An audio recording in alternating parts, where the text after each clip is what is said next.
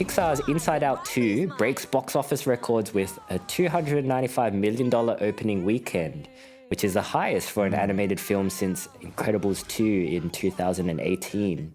We were talking about, in an article that I saw, how they eliminated one of the new characters, which was Shame. Do you have a source for this, or...? I think if you Google it, I'm pretty sure it's there, but this is not a fucking uni project, man, so I'm not going to fucking source it. You can't just slander the mouth like that, Tony.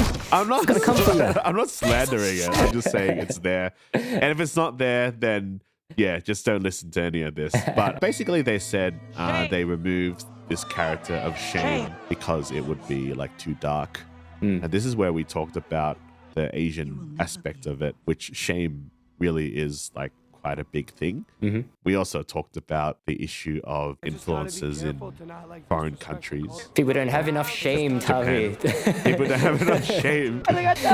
So the abolition of this, by their definition, darker material, like, do you think that it has made this product, like, a lot weaker? Because I think shame is pretty important to learn. You need to feel shame sometimes. You can't just go make a fool of yourself and then get away with it scot-free and laugh at it. You kind of need to feel a little bit of guilt, a little bit of shame. I'm ashamed of myself. But yeah. We don't really know, like, what kind of a role shame would have played in the movie.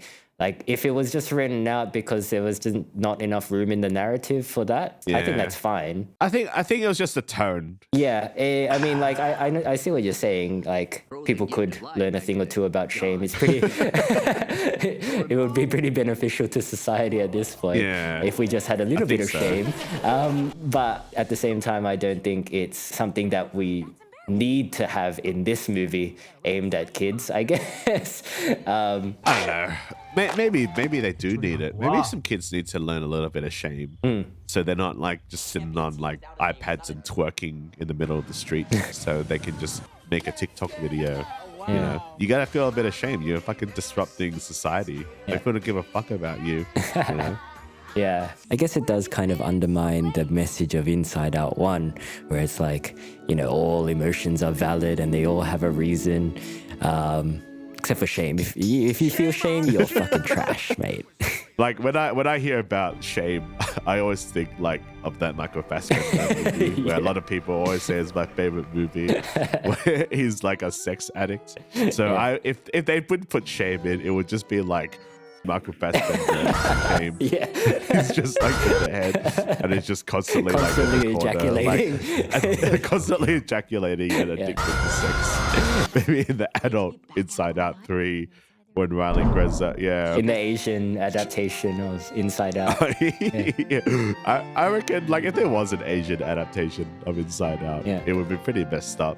It'd be Evangelion, probably.